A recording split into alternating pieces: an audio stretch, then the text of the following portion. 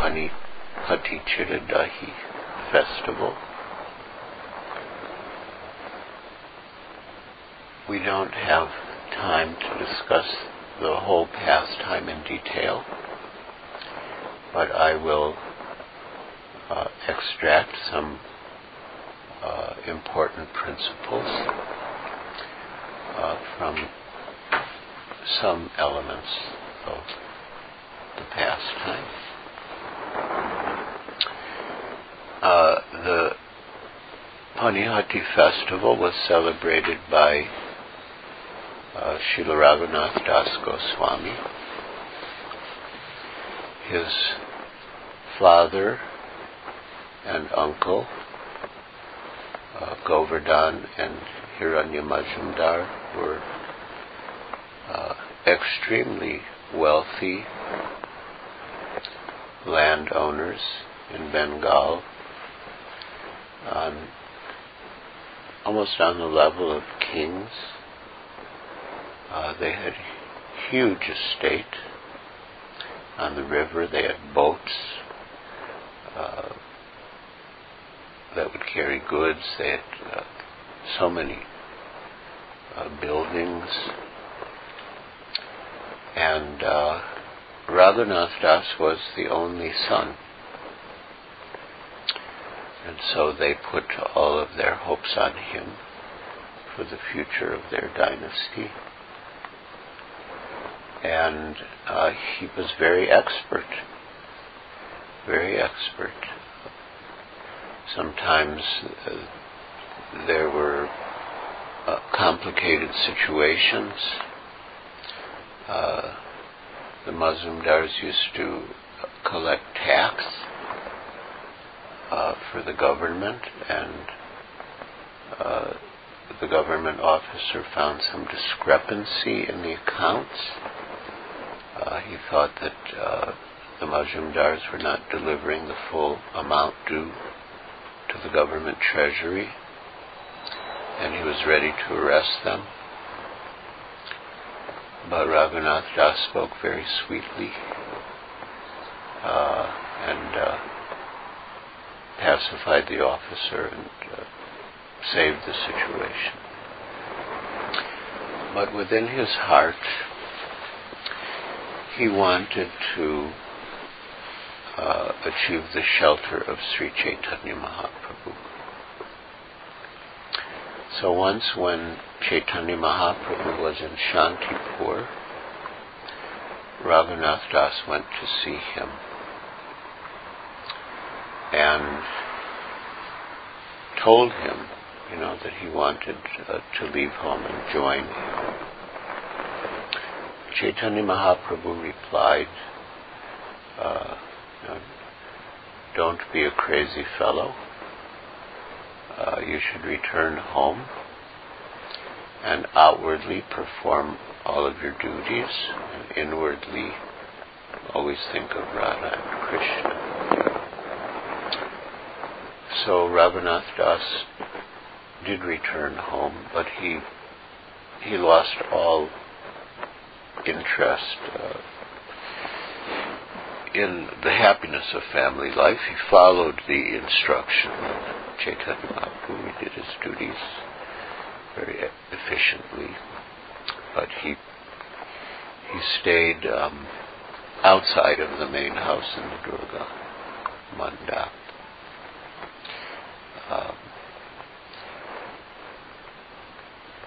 Then he heard that Nityananda Prabhu had come nearby to Panihati, and he wanted to go and meet him. And when he saw Nityananda Prabhu, Raghunath Das was very humble. Very, very humble. So when he saw Nityananda Prabhu, he didn't want to come too close or intrude, but from a distance he offered obeisances. And one of Lord Nityananda's associates said, "Oh, look, there's Raghunath Das offering obeisances."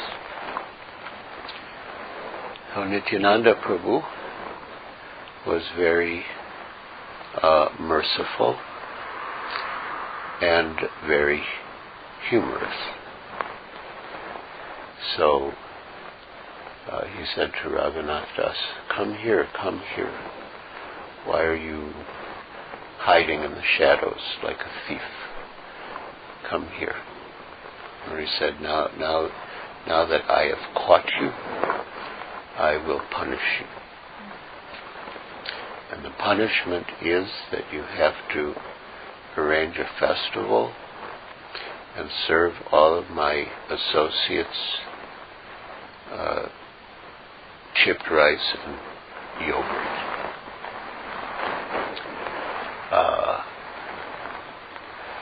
Now, this is a very humorous request because Raghunath Das was so fabulously wealthy.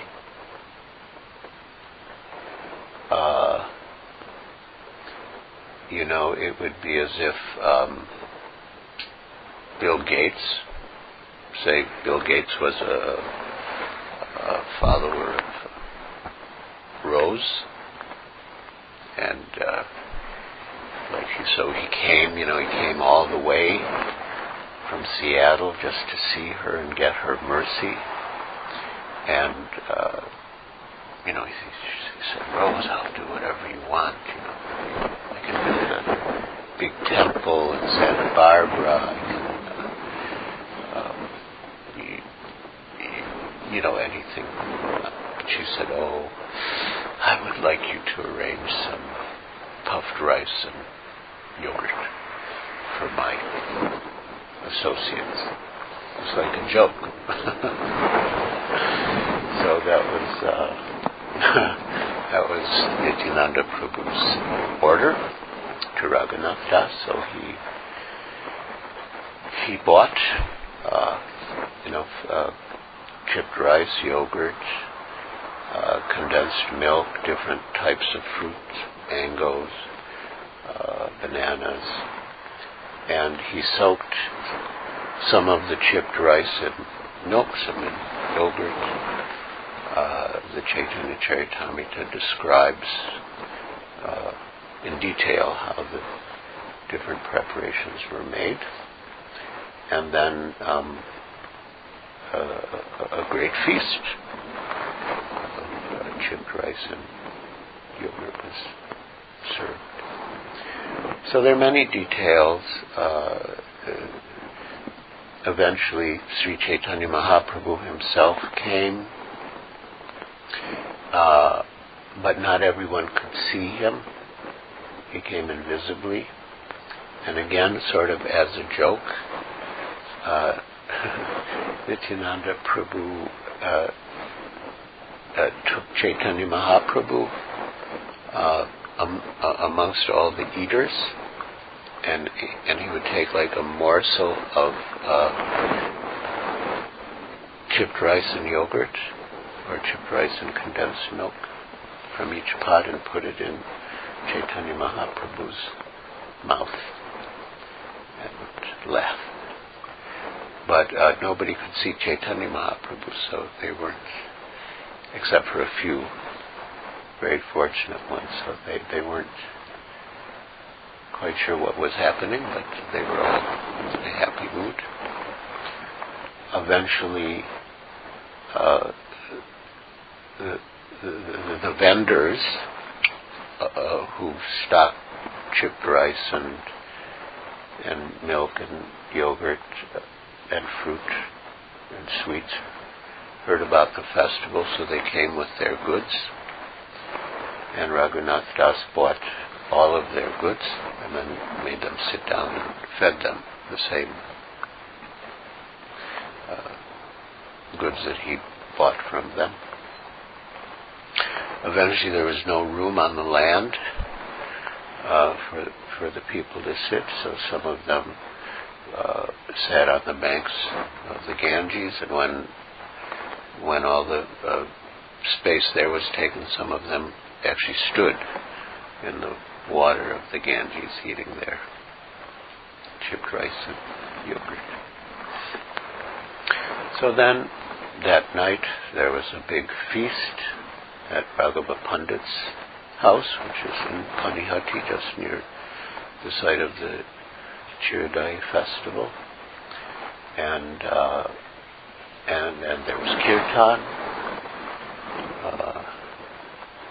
Chaitanya Mahaprabhu and Nityananda Prabhu danced in kirtan. And then the next morning, Raghunath Das had to take leave to return home. So he brought with him various gold coins, and so he had Raghava Pandit draw up a list of all of Nityananda Prabhu's associates, and he put a figure beside the name of each one, how much Lakshmi he wanted to give. The more intimate associates were given a certain larger figure, and then the subordinate associates were given a lesser figure. And he told Raghava Pandit that after I leave you, deliver these amounts of gold into the hands of Nityananda Prabhu and his associates.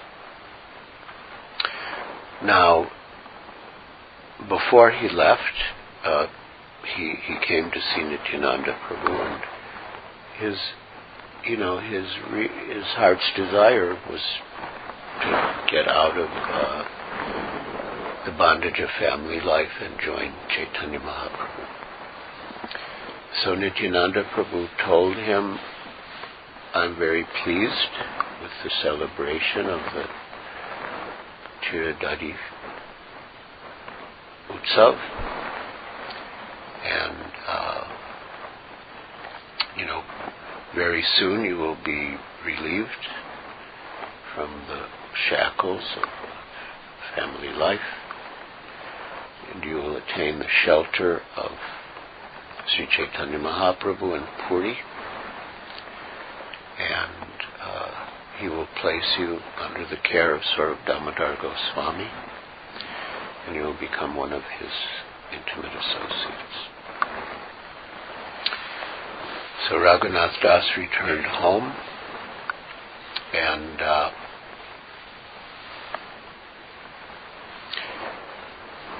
by then his father and uncle had posted guards to watch him every minute of the day and night to make sure he didn't escape.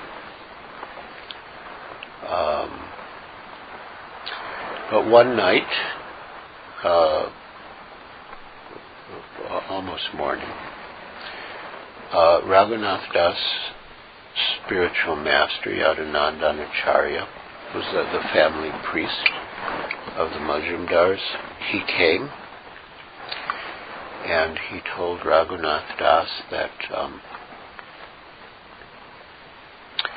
the devotee who was supposed to do the worship in the morning was not agreeing to continue his service. So he wanted Raghunath Das to accompany him, to convince him to take up his service. So it was the middle of the night, or past the middle of the night, and pretty much everyone was asleep. And besides, Yadunandan Acharya was like a part of the family, so everyone trusted him. So Raghunath Das left, and he told Yadunandan Acharya, my dear master, there's no need for you to come with me. I will get the pujari to take up his service again, and you can return to your place. So, all right. So Raghunath Das did. He got the devotee to resume his service, and then he left for Jagannath Puri.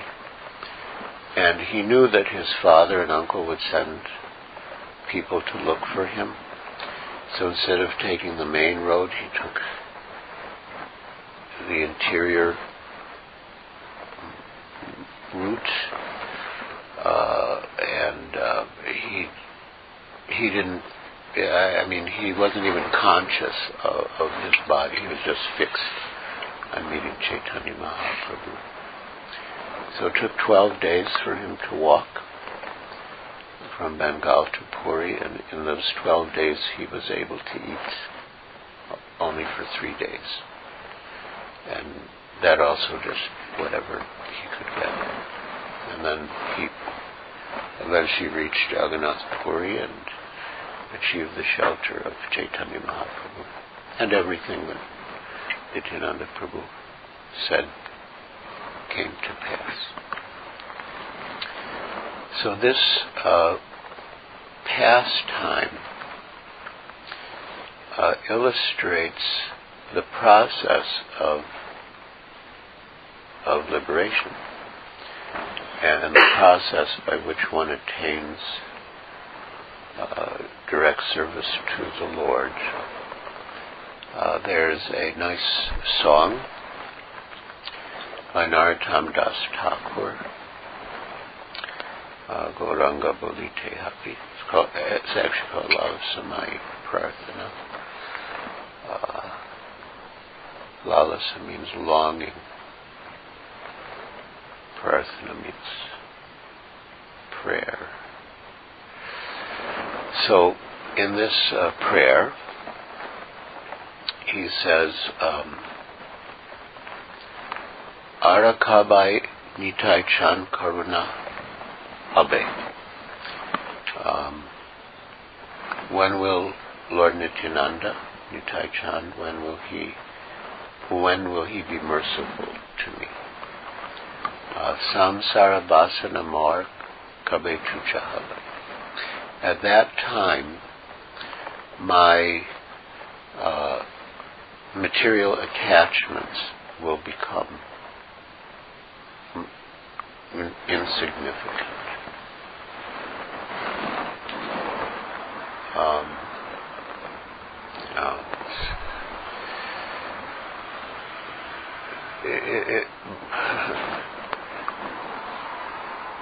Tucha means insignificant, like worthless. Generally people are materially attached. Every conditioned soul is materially attached. But to really make progress in spiritual life, one cannot harbor false hope for material enjoyment, and as a matter of fact, all hopes for material enjoyment are pretty false.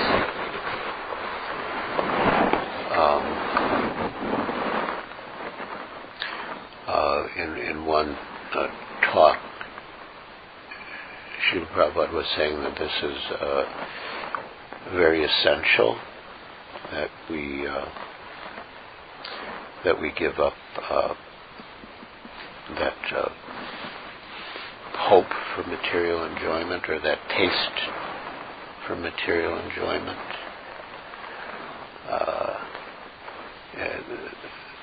There's another song by Govinda Das, Bhaja Hure Mana Srinandananda. So in connection to that song, Srila Prabhupada referred to Chapala Sukha, that flickering happiness. My child smiled with me, I feel very happy. My wife is pleased with me, so I feel happy. But that happiness cannot really satisfy the soul. And he said not only Govinda Das or such Vaishnava poets, but even other philosophers and poets who've studied the nature of the world have come to the same conclusion. And he quoted Vidyapati, who said that the mind, the heart, the soul is like a parched desert that is hankering for oceans of happiness. And that Chapala Sukha, that flickering happiness of material enjoyment, is like a drop in the desert. You know, what can a drop do in a desert? For the desert to get relief, it needs oceans of water, not a drop. Not just a drop. So Chucha. And that was said about the six Goswamis by Srinivasacharya. Taktva Turna Mashesha Mandala Pati Shrinim Sadat Tuchavat. That they gave up all association with aristocracy as insignificant. Because they were relishing a much higher standard of happiness. So, yes, and then Narottam Das Thakur sings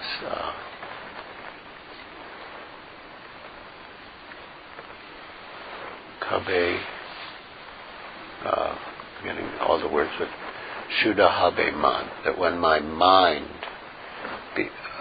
becomes purified from material attachments, then I will be able to enter Vrindavan. And that, of course, entering Vrindavan, that can take place internally and externally, and it happened both ways with Raghunath Das. Internally from the beginning, Chaitanya Mahaprabhu told him to think of Radha and Krishna within himself. And then after Chaitanya Mahaprabhu left, Raghunath Das went to Vrindavan and took shelter with the Sanatana there, developed Radha Kund and Shamsa Kund and lived there. And that, then one can enter Vrindavan and one can understand the loving pastimes of Radha and Krishna.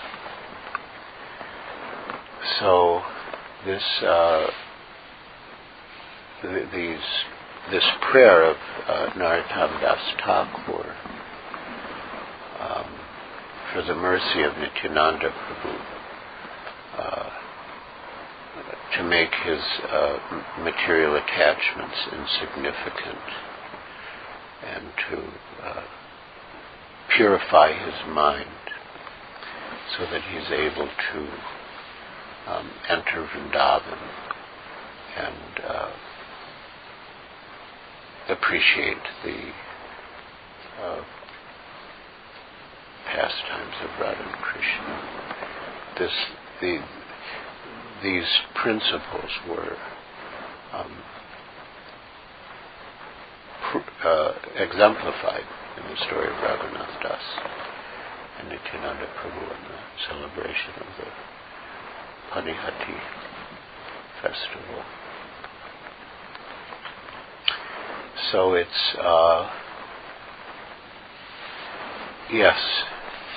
also in discussing this prayer, Gauranga Bulite Habe Pulakapsariya, Srila Prabhupada summarizes the whole song by saying that first one should surrender to Chaitanya Mahaprabhu, because he came to deliver the fallen souls and give them Krishna consciousness.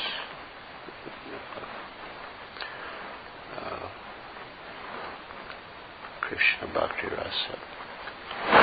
And when one surrenders to Lord Chaitanya, then Lord Nityananda becomes pleased with him. And when Lord Nityananda is pleased with him, he makes his material attachments insignificant, paltry, worthless. Then the devotee can enter Vrindavan, and then he can, of course, Narottam Das Thakur was the next generation. Then he can enter Vrindavan and get the shelter of the Goswamis, the 6 Goswamis, Rupa Raghunath. So we're now a few generations down the line.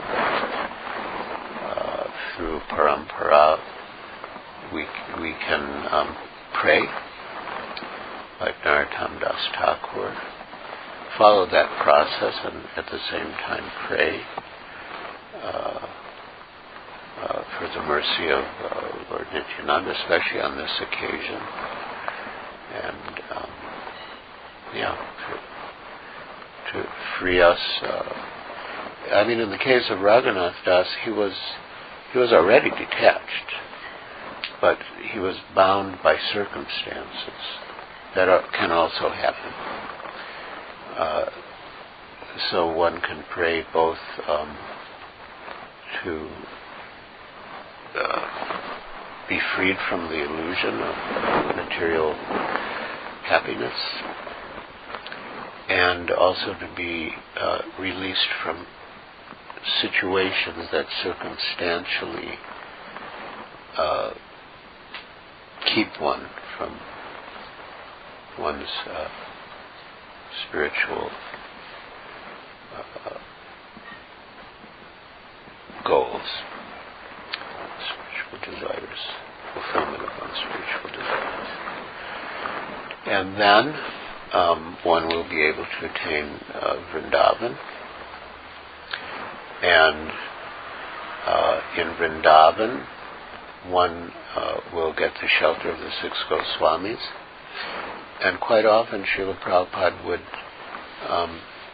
translate that line, Rupa Raghunatha Pade Akuti. When will I be eager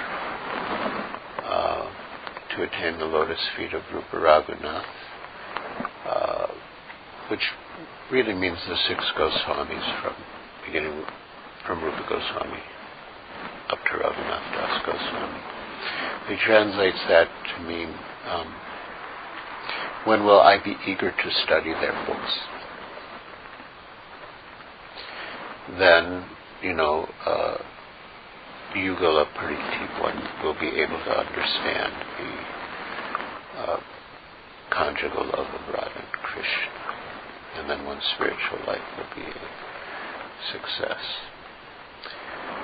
So these are very important points. Have that eagerness to study their books.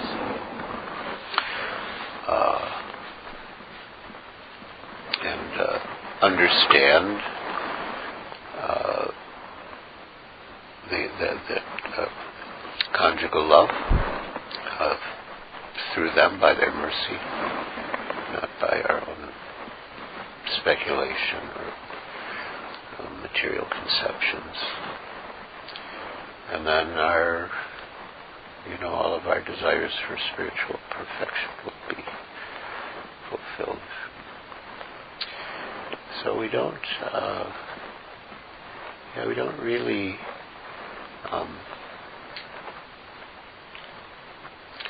make that negative effort so much,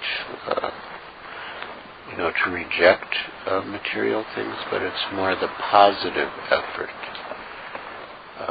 Surrender to Chaitanya Mahaprabhu, follow the process he's given, chanting the holy names, especially chanting the holy names, hearing Srimad Bhagavatam, worshipping the deity, associating with more advanced devotees, and residing in a holy place,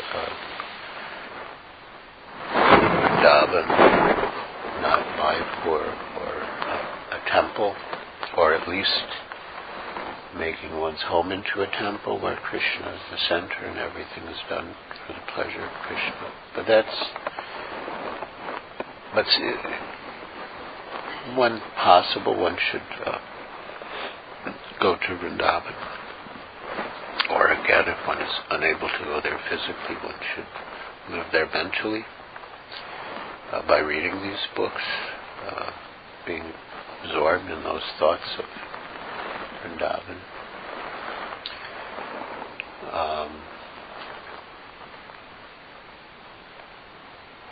So we make the positive effort to follow the process that Chaitanya Mahaprabhu has given. Of course, chanting is the main, chanting without offense. Then Nityananda Prabhu will be pleased, and he will give us his mercy, and by his mercy that whole sequence of attaining spiritual perfection will follow. So it's really a very special occasion to get that mercy that we want.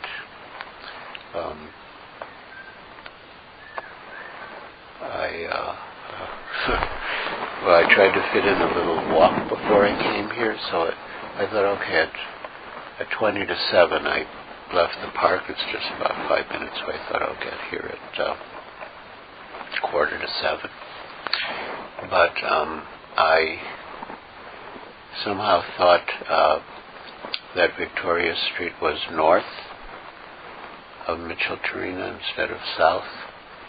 So instead of turning right, I turned left, like walking uphill.